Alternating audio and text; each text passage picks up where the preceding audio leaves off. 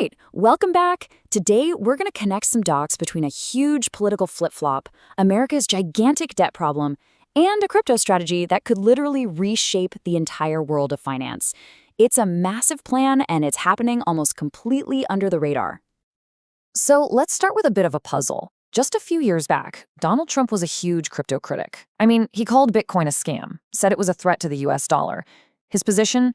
You couldn't get much clearer than that. But fast forward to right now, and it's a total flip. He's not just warming up to crypto. He's talking about building a national Bitcoin reserve and is actively pushing for laws to support a very specific kind of digital currency, the stablecoin. So what gives? Why the complete 180? Well, the answer isn't just about politics or winning votes. It actually pulls back the curtain on a really bold strategy to fix one of America's most dangerous economic problems. Let's really get into it. Okay, so to really get this strategy, you first have to grasp the problem it's trying to solve. And that problem, it's a big one. America's massive, and I mean massive, and rapidly growing national debt. You see, for a long time, the US dollar was backed by actual gold. Solid, right? But then, in 1971, President Nixon cut that tie. And ever since, the dollar has been backed by something else entirely. Faith. Just pure faith that the US government is good for its money, which comes in the form of Treasury bonds. Well, that faith is getting stretched pretty thin right now. The US national debt has skyrocketed past a mind-boggling $36 trillion. And this creates a huge, huge problem. As the government keeps printing more debt to pay its bills, there's this one question echoing in the halls of global finance. Who on earth is going to keep buying all of it?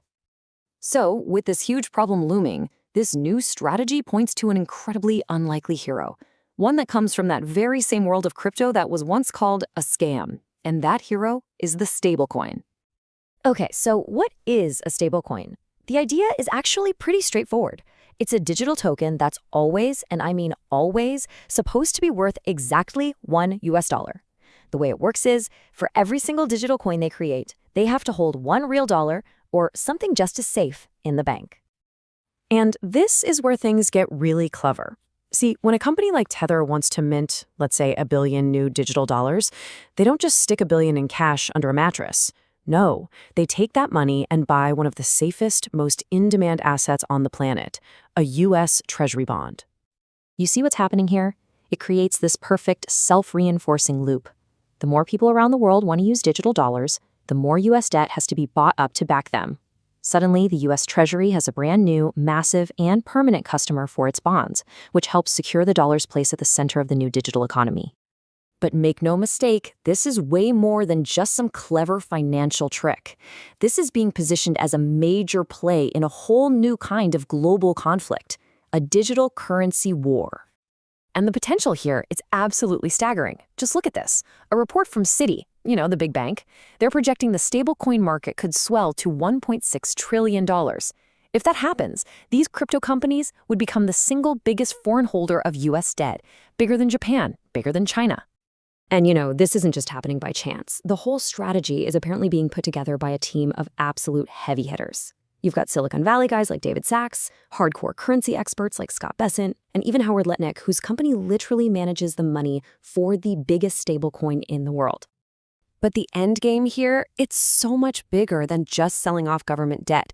The real vision, the huge ambition, is to make sure the US dollar is the foundation for the entire next generation of finance.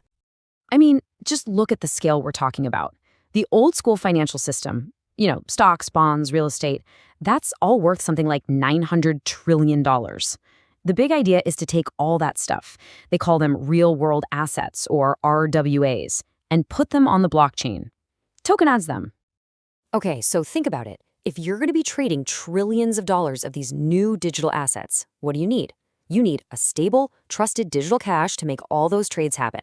So by pushing for US dollar stablecoins now, the goal is to basically lock in the digital dollar as the go-to currency for this whole new on-chain world. So you might be asking, okay, but where does Bitcoin fit into all this? Well, it's being cast in the role of digital gold. The thinking is, a national reserve of Bitcoin could act just like the old gold reserves did back in 1944. It's this neutral, rock-solid asset that adds real credibility and strength back to the country's finances. So when you put it all together, what you're looking at is a future where global power isn't just about tanks and aircraft carriers, but about code, blockchains, and who controls the dominant digital currency. It is an incredibly bold play for America's financial future. And it leaves us with one huge question to think about. Is the next great power struggle not going to be fought on a battlefield, but on the blockchain?